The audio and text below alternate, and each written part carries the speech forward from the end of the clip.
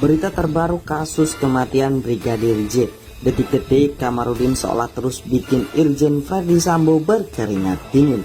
Kekejamannya diungkap di media. Drama misteri kasus kematian sang ajudan anggota polisi bersama Brigadir Nurfiansyah Yosua Huta Barat atau Brigadir J masih belum terpecahkan.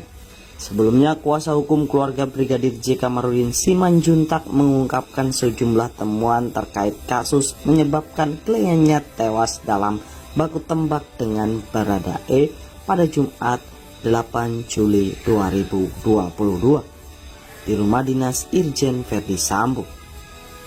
Beberapa temuan dianggapnya janggal pun diungkapkan, mulai dari hasil otopsi ulang atau ekshumasi terhadap jenazah Brigadir J.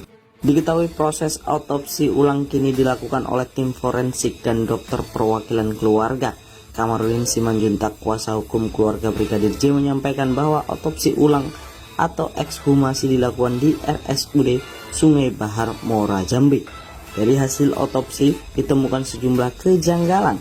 Salah satu temuan baru dari hasil otopsi ulang adalah tidak ditemukannya otak dari Brigadir J di dalam kepalanya. Selain itu ditemukan juga retakan di kepala.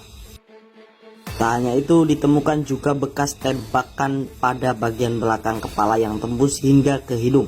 Ketika tim dokter keluarga bersama para dokter forensik memeriksa bagian belakang kepala Brigadir J, ditemukan bekas luka yang ditutup dengan cara dilem.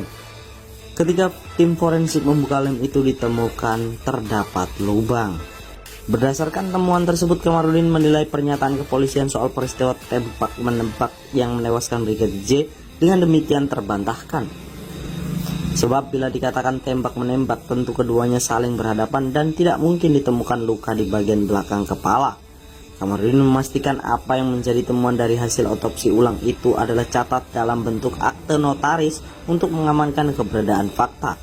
Kuasa hukum Brigadir J Kamarudin Simanjuntak juga menyampaikan terkait imbas dari tembak di belakang kepala yang menembus sampai ke hidung.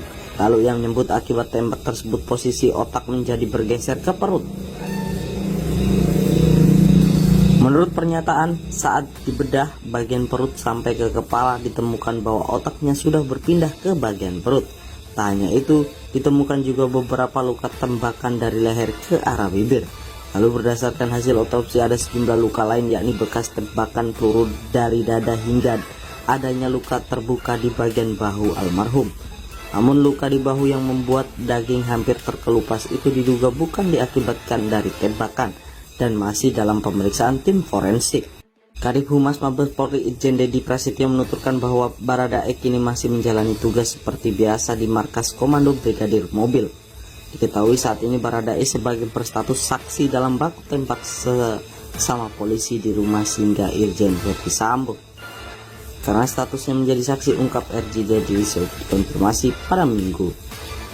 Sebelumnya keberadaan Baradae sebelumnya kerap dipertanyakan. Kuasa hukum keluarga Brigadir J Kamarudin Simanjuntak, dia mengatakan pihak keluarga ingin mengetahui keberadaan Baradae yang diduga menjadi kasus atau pelaku pembunuhan.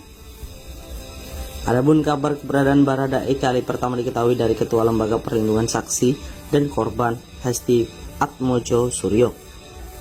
Menurut Hasto, pihaknya ingin memanggil Baradae dan istri Irjen Verdi Sambo untuk dimintai keterangan terkait kasus dugaan pelecehan yang dilakukan Brigadir J. Bagaimana menurut kalian?